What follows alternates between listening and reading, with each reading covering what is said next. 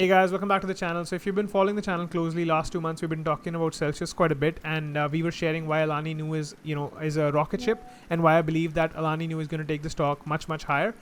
Today that thesis has been validated, and I still believe there's a huge opportunity in the stock. I think next week there's going to be a huge data that's going to come to Wall Street. The suits will realize that this is only getting started. I had made a video about it last week. If you watched that video, you already know, but I'll go through that briefly. We'll cover the earnings real quick. We'll talk about some of the most important factors from the earnings. I think our blue sky scenario that we talked about 2 months ago is starting to play out a little bit, and I think we will see like a massive move in the stock going into the next earnings. And if we don't see the massive move going into the earnings next season, I think earnings again next time are going to be even better, and that's going to move the stock higher as well, because Lift Fit Go is just starting. And like the bottom line that the company had shown today, I was actually blown away by it. I didn't expect the bottom line performance to be that good. And with all the money that they have, I think they have about $700 million in cash right now. They're going to reinvest into the company, and I think Celsius is going to start inflecting as well, which is amazing to see, with obviously the high noon controversy that happened that we talked about last week as well. So we had, as I said, like the market share has been perfect. Our analysis for the technical analysis is also actually bang on. If you didn't watch the last video that I talked about, I had literally drawn this line, and it was exactly to the T here. We said that it'll go up to the $53 mark, come back into this support resistance flip area, and then it'll start grinding higher. The thing is that, as I said, the scanner sales data, when it comes in, we'll see another surge in the stock, and people will be like, oh, what's going on?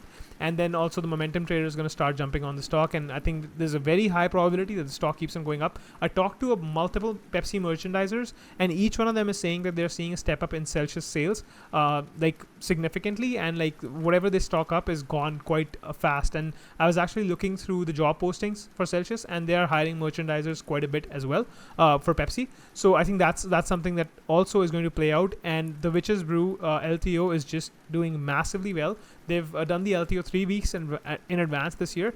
I think the reason for that is they anticipate the demand. On the website, the product was gone within like 21 minutes.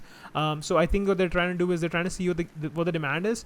They'll have the product probably sell out in the next, maybe like next week or so, over the weekend possibly, and then they'll do another restock and try to take advantage of this opportunity that they're seeing. A lot of people are mad that they can't get their hands on it because the stock is so limited. So I think there's a huge opportunity for this for this LTO to just be the biggest LTO that they've ever had, and that's saying something. And also, if you follow the company last year, as I talked about in the past, that I always wanted a way to invest in this company because it's been a rocket ship. The Winter Wonderland flavor was the reason why they saw such a huge step up in scanner sales data last year, and that Winter Wonderland flavor, I think, is going to be only bigger this year, and that's going to keep on pushing the scanner sales data going into Q4. At that point, we'll have to reevaluate to see if Q1 is going to be the same as well, because the energy drink market has been growing at a substantial pace.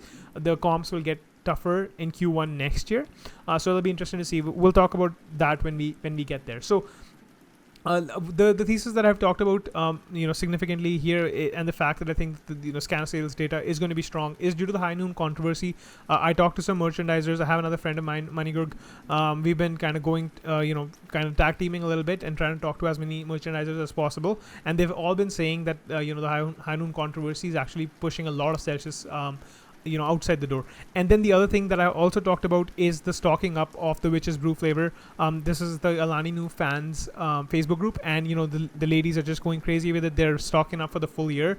There's like this comment about how much money did you spend on the year supply. So like $400, $255, $280. So yeah, like and like people are just going crazy. And then also the other thing to know here is there's two different distribution methods that we've talked about in the initial video. I would highly recommend watching it, because we talked about how Alani is different from Celsius, and what the growth driver is going to be in the future. So I would highly recommend you watch that video. And so Alani's distribution is separate from PepsiCo. Celsius basically distributes all their products, or most of their products, through PepsiCo, whereas Alani has its own AB distribution model, by which they distribute their own products. The Pepsi merchandisers are quite angry, or like I shouldn't say angry, but disappointed that they don't have this product, because like for them it's it's almost free money. They know as soon as they stock it, it's going to be gone within a week, and there's a huge opportunity for them to make money, right? But like that's not happening this year. It's going to happen next year, and they're very excited about that fact as well. And they're going to make sure that the distribution is going to be there. I think they're going to probably have a split method of merchandising. I do think Pepsi is going to get merchandising because they're super excited about it, and the merchandisers are saying that they will get the supply. This is not completely told by the management to the market, but from my my channel checks and from the research that I've done, it seems like that's going to happen. PepsiCo is going to get some of the distribution, if not all of the distribution, and that could be a huge tailwind next year. But next year the comps are going to be very hard to lap, so I'm not sure if the if the growth is going to be 100%, obviously, right? Because if you get to $300 million, like to do another 100%, you need to do $600 million in revenue, which is very hard to do. But even if they, even if they grow for 15-20% for next 2-3 years, which is very possible, they can continue to do really well. I'm not sure if I'll be in the stock next year, come this time, but right now, like we are, I'm in the stock. I haven't sold any shares, which is very unlike me. When I see this kind of move, I generally take some profits, if you know me, but I haven't taken any profits because I still feel that there's a lot of opportunity in this stock. And this is like a lot of people, a lot of women are doing this. They're trying to take advantage of this LTO and like buying as much as they possibly can. This lady here spent about $250 on getting this much supply, and she's not the only one. As I said, there's a bunch of people who are trying to do this. As I said in the initial video as well, like this LTO mechanism is huge, and Celsius is actually seeing that as well, and then they're also getting into this as well as we go forward here. So let's look at the earnings presentation real quick. We had talked about the scanner sales data. It is only starting to go. The chart for the scanner sales data looked amazing. If you've been following my videos, I've been telling you Alani is going to be 120% YOY growth minimum. It came in at 129%. I'm very happy that we had a pretty solid thesis, and the numbers are very close to our thesis. It's very validating. More than the money that's made, like it's more about the process, and if the process is doing well, then you can kind of replicate it across different ideas as well, right? So that's kind of nice to see. And look at this scanner sales data, like this is just going parabolic right here in Q2, and I think this is going to go like this in Q3. We'll have a huge candle here. As I said, Celsius is going to start to inflect. That would be big for the company, and Alani is only getting started. As crazy as that might sound, there is still a lot of growth in this company. And in July, the energy drink, actually the sector is only seeing more growth. So even if they don't gain share, if they just grow with the category, which is, I would be very amazed if that happens. I think they'll probably grow at least twice or thrice as to what the energy segment is growing, especially with Celsius now starting to inflect. I think we'll see some continued growth. As I said, Celsius, we had talked about being flat quarter over quarter, went from 10.9% share to 11% share. Alani, we talked about I think it was at 5.6% if I'm not wrong, and we said it'll go up to 6.2%, came in at 6.3%. Collectively we said 17% plus 17.3%. So I told you I don't want to toot my own horn. It's just a new channel and I think I need to show people that I kind of know what I'm talking about, so we get more subscribers, the community grows. I've already tried to reach out to a couple of CEOs from different companies that we've covered, and they have kind of expressed interest in coming and talking to us, and that's the reason why I'm trying to grow this channel, so that we can get more opportunities like this. I have no goals or no aspirations of monetizing this channel anyway. So that's why I'm just trying to grow this so that we can get more opportunities, get to talk to more people, have more industry experts come on, and we can just talk to them about different things. So this is nice to see. As I said, the share keeps on going up. Monster, I think Monster, the volume growth was probably, I haven't looked at their earnings yet, but from my own experience, because I've seen Monster everywhere, and they've been heavily discounted. So I think the volume growth for Monster is probably very strong, but the pricing is the reason why the share came down. And Red Bull also is losing shares. So I think these emergent brands are taking a lot of share from these two different brands. And obviously the category is growing massively. And as I had already talked to you guys about in the first video that I made, was that I think women are going to drive this category, and there's no better portfolio positioned in this category right now than Celsius. KDP has Ghost, which is mostly catered to men as well. Some women also buy Ghost, but most of the women are not buying Ghost, they're buying Bloom, which is also seeing some growth. But I still believe, Bloom is way smaller. It might see some inflection at some point, but I don't think so. I think Alani is just fairly and squarely a women-centric brand, and they've owned this identity, and I think this is going to keep on growing. And 85 to 90% of the household wallet is is taken care of by women. So that is another thing that's playing a huge part for them here. As I said, we saw this phase of CELH's growth, and the share price was also basically doing this, right? And this is only starting to get in. Starting to jump. I wouldn't be surprised by the end of year we get to 19%, where Alani is close to 9 to 10%, and Celsius around 11.5-11%. And that would be huge, because Alani's, as I said in the initial video, Alani's net income profile is way better because of the distributor model, and that also we can see that kind of played out in this quarter, right? Because the margins were way better than anyone anticipated. Even I anticipated, like in my wildest dreams, and that was amazing to see. And I'd also shared with you guys, as I've kept on saying, the discounting of Alani has not been there. Like, you go to a 7-Eleven, at least like in Canada, you'll see a Monster, the 473 ml packs, like price at 3 cans for $7.50, whereas you'll see Alani for $4 a can, and it's still selling. So there's no discounting. It's doing really well, and I anticipate that this will continue going forward. Now, this is just amazing. Obviously, this probably didn't include Alani last time. It probably did not, but this growth is amazing. Like 100% plus growth at $300 million run rate. That's unheard of. So I think they'll continue to keep on growing like this.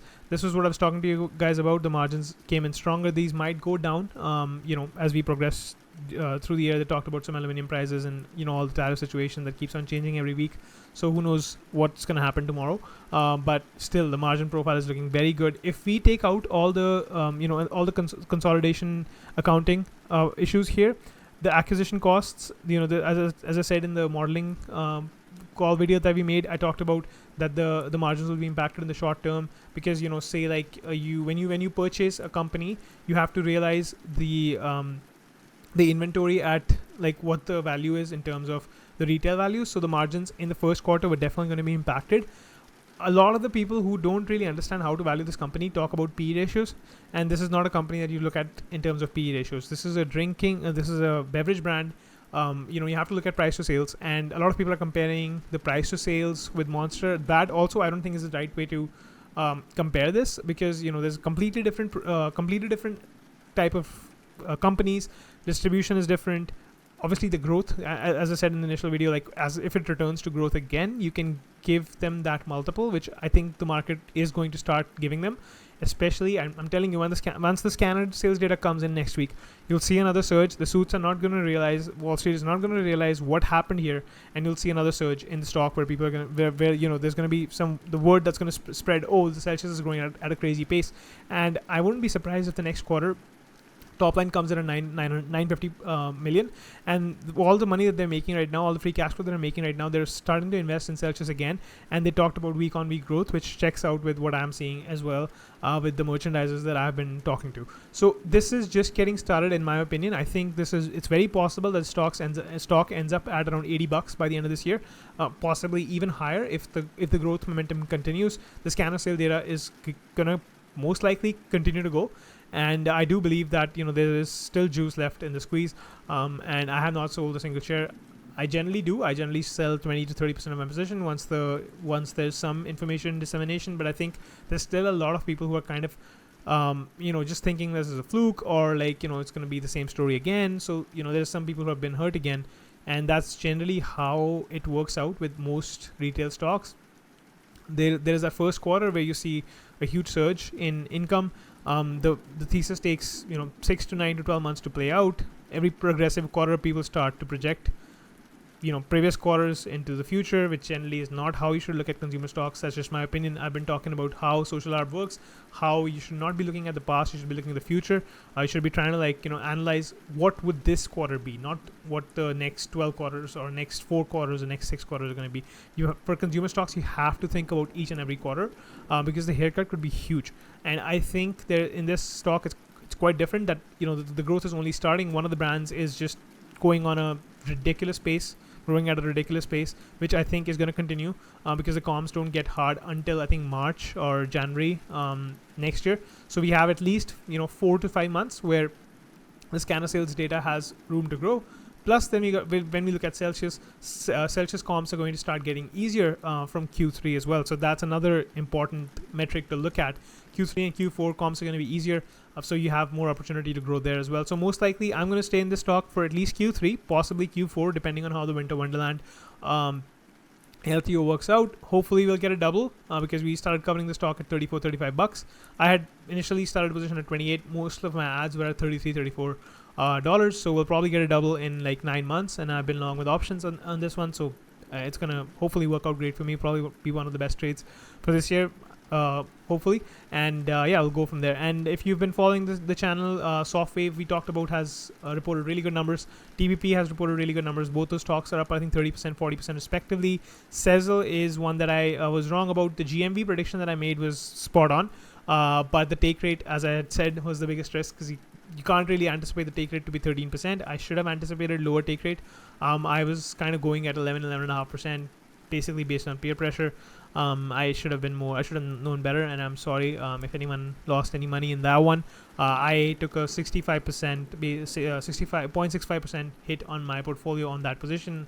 I had like talked to you about positioning size in that one because I was saying that the risk reward in these ones is generally good, but you have to build the basket with convexity and not go too heavy in ideas like these. And that's what's played out. I haven't looked at the earnings calls and the and the numbers in detail yet, so I need to do that. But yeah, I'm sorry about that one. Sorry guys, I missed out. I'll make sure that that doesn't happen again. So yeah. We'll talk about that in a separate video as well. I'll see what's going on there, and yeah, we'll see you in the next one, guys. Take care.